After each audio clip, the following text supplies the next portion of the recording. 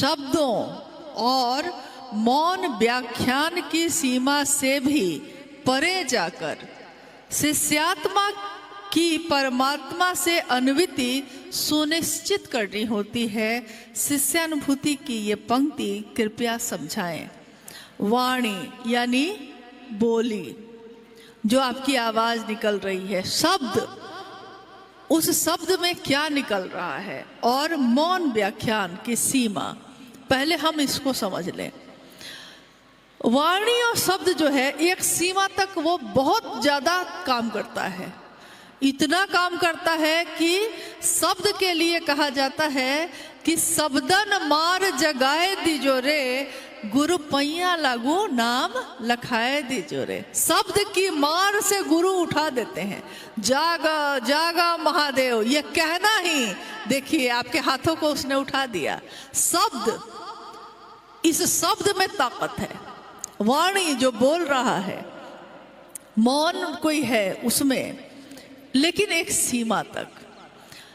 एक शब्द औषधि करे और एक शब्द चले बाण। एक शब्द औषधि का काम भी करता है और एक शब्द तीर की तरह आपके सीने में भी लगता है। शब्द है ये, लेकिन उसके इस शब्द को सुन के आपको चोट लगती है और आपकी आंखों से आंसू बहने लगते हैं। चोट दिल में लगी है। चोट तुझे लगे तो दर्द मुझे होए, चोट दिल में लगती है। यानी वाणी, शब्द और मौन, चुप भी कोई है अगर, लेकिन आपके तरफ देख कैसे रहा है इस पे भी असर होता है। मौन है, लेकिन कोई मौन होकर भी आपके तरफ बहुत स्नेह से देख रहा है तो आप मुस्कुराते हुए गुजर जाते हैं। और कोई आपकी तिरछी नजर से देख रहा है, यानी गुस्से में, घृणा में, तो आप व्यथित हो जाते हैं, घायल हो जाते हैं। महादेव जब गुरु होते हैं तो क्या होता है? महादेव जब गुरु होते हैं तो शिष्यानुभूति में साहब ने लिखा है कि वाणी, शब्दों और मौन व्याख्यान की सीमा से भी परे, इस सारी सीमा खत्म हो जाती है। नीचे ही शिष्यात्मा की परमात्मा से अनुभूति यानी मिलन, मिलना सुनिश्चित करते हैं महादेव। एक बात मैंने एक जगह पढ़ी थी, उस मतलब यहाँ के स्थान पे वो उदाहरण बड़ा सटीक है कि एक बच्चा, अभी हम लोग जयपुर के रास्ते में बात भी कर रहे थे ये, कि देखिए कितनी सुंदर बात लिखी है। कौन बात आपके मन में क्या समझा दे। लिखा था एक बच्चा समंदर के किनारे खेल रहा है और समंदर के किनारे खेलते खेलते बालू से उसने अपना घर बनाया, उसमें चीजें सजाई। समंदर की लहर आई और उसके घर को, जो घर उसने बनाया था, घर को बहाकर ले गई। तो उस बच्चे ने उसके किनारे में लिखा, बालू पे उंगली से लिखा कि समंदर चोर है, उसने मेरे घर को चुरा लिया। एक व्यक्ति आया उधर से, समंदर के किनारे चलते चलते उसने देखा कि रत्न पड़ा हुआ है, चमक रहा है, कुछ चमक रहा है। तो ये क्या है? उठाता है तो देखता है कि रत्न है।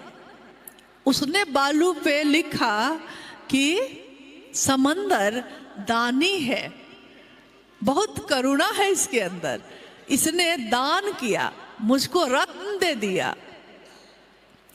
यानी जो जैसा आया, उसने जैसा वहां महसूस किया वहां लिख दिया। अब अगर समंदर गहरा है, अथाह है, था नहीं है उसका, अथाह है, समंदर अपनी लहरों को अगर ये सोच के रोक ले कि अरे उसने मुझको चोर कह दिया, अपने लहर को बढ़ा ले ये सोच के कि अरे उसने मुझको दानी कहा, लेकिन समंदर ऐसा कुछ नहीं करता।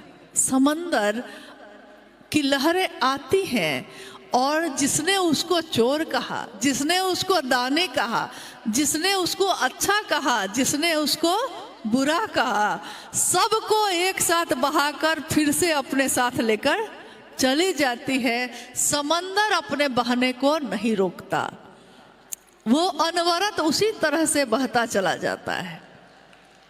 महादेव की बात करने वाले को इससे कोई फर्क नहीं पड़ता दुनिया उसको क्या कहती है, उसको फर्क इससे पड़ता है कि मेरे महादेव मुझको क्या कहते हैं, मेरे साहब दीदी मुझको क्या कहते हैं, क्या उनकी नज़र में मैंने सही काम किया है।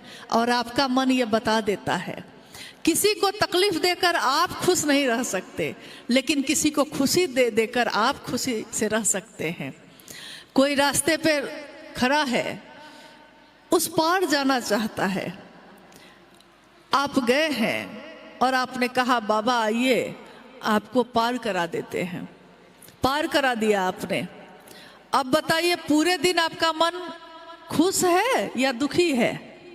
आपने बस इतना ही किया है, किसी की इतनी सी मदद की है, मदद यानी दूसरे को कुछ सुख पहुंचाया है, किसी भूखे को खिला दिया है, कुछ सुख पहुंचाया है। आपकी बोली से भी बहुत लोग सुख पहुंचाते हैं, बोली से मोहिनी होती है किसी किसी की बोली में, वो बोली से ही आपको खुश कर लेगा।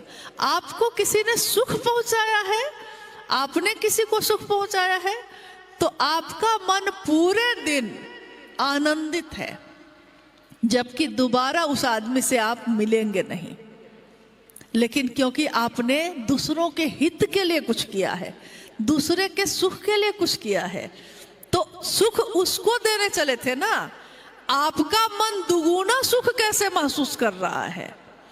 और किसी को बगल में गए हैं आप, 10 बात आपने चिल्ला के कही है, 2-4 गाली भी दे दी है, वो तो रो ही रहा है क्योंकि आप तो गाली दे के आ गए, वो रो रहा है।